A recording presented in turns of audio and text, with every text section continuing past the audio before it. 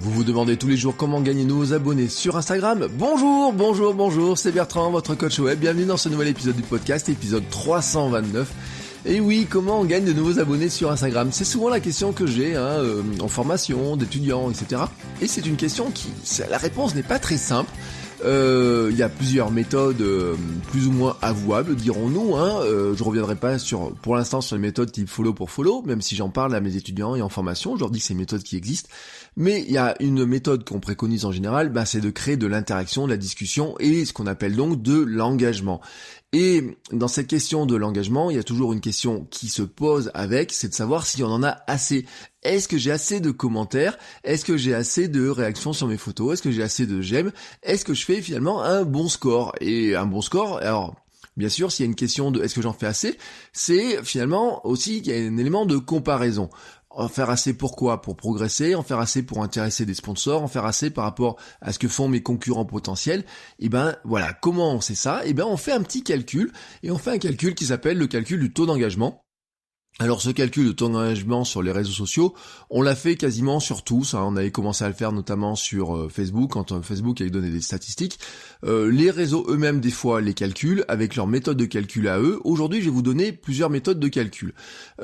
L'idée pour vous c'est de savoir finalement pourquoi vous calculez ce taux d'engagement, c'est-à-dire finalement c'est de savoir si les gens réagissent à vos photos ou pas, ça vous le voyez en manière brute, mais finalement c'est de relativiser ce chiffre brut. Est-ce que finalement ce nombre de commentaires et de j'aime que vous avez, il est intéressant par rapport à vos nombres d'abonnés ou au nombre de personnes qui voient la photo. Et c'est là où on rentre dans le calcul de taux d'engagement. Mais vous pourriez vous poser la question pour votre compte, mais vous pouvez vous poser la question aussi pour le compte d'autres personnes, par exemple de concurrents, ou alors les agences qui cherchent des influenceurs vont le faire aussi au moment de confier le produit à quelqu'un. Alors je vous propose deux méthodes pour calculer ce taux d'engagement sur Instagram, qui sont deux méthodes qui sont valables, mais il y en a une méthode que je vais appeler publique et une méthode que je vais appeler privée. Alors la première méthode publique, elle repose elle sur des métriques publiques, voilà tout simplement, sur des données visibles par tout le monde. Donc en fait on peut la calculer très facilement pour n'importe quelle photo que vous trouvez sur Instagram. Elle est très simple. Pour une photo donnée, vous divisez le nombre d'interactions visibles par le nombre d'abonnés à la chaîne, au profil, et vous multipliez par 100, ce qui vous donne un pourcentage. Ce qui revient donc à dire nombre de commentaires plus nombre de j'aime sur la photo divisé par nombre d'abonnés au profil, et vous obtenez donc un pourcentage pour votre photo, une photo à vous, mais ça vous pouvez le faire en fait pour n'importe quelle photo que vous trouvez sur n'importe quel compte, et c'est pratique donc pour faire un benchmark par rapport à la compétition ou évaluer ainsi si vous êtes dans les clous ou pas, tout simplement. Voilà, vous pouvez regarder par rapport à des gens que vous estimez comme des concurrents ou des gens qui font la même chose que vous, est-ce que vous avez un meilleur taux d'engagement que tout simplement. La deuxième méthode, c'est la méthode privée. Alors c'est une méthode qui ne peut pas être calculée pour toutes les photos, car finalement et pour tous les comptes, vous pouvez la calculer pour vous seulement si vous avez accès à la portée. Et pour avoir accès à la portée, il faut que votre compte soit professionnel. Donc il faut passer votre compte en pro, et à partir de là, vous aurez accès à beaucoup plus de statistiques, et notamment la portée de chaque photo. Alors le calcul, il y a deux variantes, je vous donne les deux variantes, à vous de voir celle que vous allez choisir. La première, c'est la même calcul que dans la première méthode, c'est-à-dire prendre les interactions visibles, mais on va remplacer le nombre d'abonnés à la chaîne par la portée de la photo. On fait donc un calcul qui ressemble à nombre de commentaires plus nombre de j'aime divisé par portée de la photo, vous faites x100, ça vous donne le pourcentage. La seconde méthode, variante, est de dire que finalement, vous prenez, en plus des interactions visibles, vous prenez aussi les interactions invisibles, et qui sont tout aussi réelles. Dans ces interactions invisibles, vous avez les partages privés, vous savez, c'est un petit avion, et les sauvegardes en favoris. Là aussi, vous allez ensuite diviser par la portée de la photo. Ça va vous donner un calcul simple, nombre de commentaires plus nombre de j'aime plus nombre de partages plus nombre de mises en favoris, divisé par portée de la photo, et vous aurez donc là aussi un pourcentage. C'est facile à prendre d'ailleurs quand vous allez dans vos statistiques. Sous la photo, vous faites voir les statistiques, vous avez vous avez 6 données là-dedans, les j'aime, les commentaires, les partages et les mises en favoris, vous avez les visites de profil et la portée qui s'affiche, vous avez 6 données qui s'affichent, et vous prenez ces données-là et vous faites votre calcul.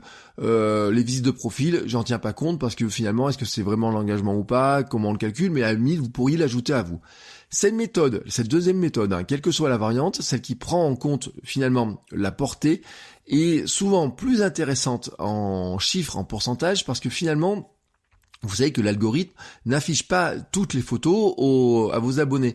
Vous avez des abonnés qui ne verront jamais votre photo. Donc comment peuvent-ils être engagés par une photo qu'ils ne voient jamais? Donc souvent le taux d'engagement de la deuxième méthode, et même quasiment à coup sûr, est plus élevé, tout simplement parce qu'il prend finalement seulement en compte les personnes qui ont vu la photo et non pas tous les abonnés. Et donc si vous avez des abonnés qui n'ont pas vu la photo, ils peuvent pas être engagés, donc votre taux d'engagement est souvent plus faible.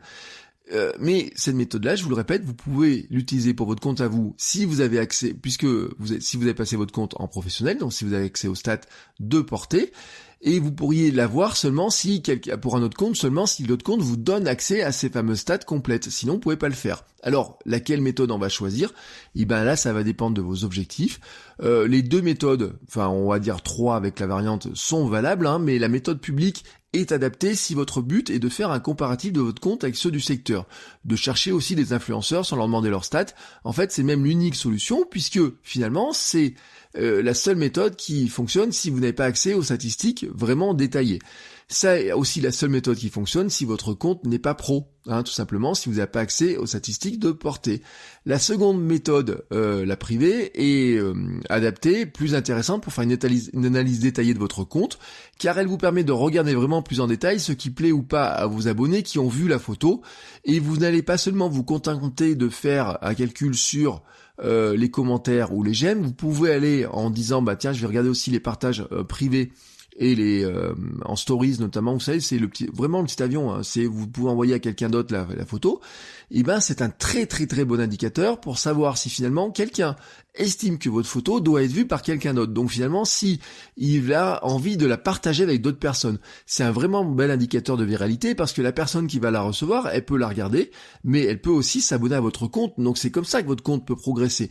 Si quelqu'un met votre photo en favori, ça veut dire qu'il la considère comme intéressante, soit pour s'en inspirer, soit parce que dedans il a envie de revenir dessus. Par exemple, vous allez mettre quoi en favori? Peut-être des recettes de cuisine, peut-être des tutoriaux, des choses comme ça. Donc vous avez envie de revenir dessus. Donc ça veut dire que quelque part, vous avez là une notion d'engagement qui est plus forte. Quand vous regardez vos statistiques, si vous êtes en compte pro, vous allez voir que vous avez des photos qui déclenchent juste des commentaires et des j'aime, et certaines qui vont déclencher aussi des partages et des mises en favoris. Et c'est intéressant de faire le détail, de regarder finalement qu'est-ce qui fonctionne le mieux, est-ce qu'il y a des types de photos qui fonctionnent le mieux dans un sens et dans un autre. Peut-être vous allez vous rendre compte aussi que vous avez des photos qui ne sont pas très vues sur l'instant comme ça, qui n'ont pas une portée impressionnante, qui n'ont peut-être pas beaucoup de commentaires et de j'aime en brut, mais qui ont des commentaires et des j'aime en statistiquement intéressants en taux d'engagement, et qui ont aussi des partages ou des mises en favoris. Et peut-être que finalement, ces photos-là sont tout aussi intéressantes que des photos qui, en apparence, performent beaucoup plus. Quelle méthode vous choisissez, c'est à vous de voir, mais derrière, faut vous y tenir. Ça dépend vraiment de votre objectif. Vous choisissez la méthode la plus adaptée par rapport à votre besoin et ce que vous voulez en faire derrière. Puis vous faites des petits tableaux, vous faites des petites comparaisons. Par exemple, vous pouvez vous dire, au début du mois, je fais un bilan de mes photos du mois précédent, ou alors d'une semaine à l'autre. Enfin, vous attendez toujours 2-3 jours parce que vous savez que les interactions se font dans les 2-3 jours. Et puis ensuite, vous comparez, vous analysez, vous en tirez les conclusions pour faire évoluer votre compte et votre contenu.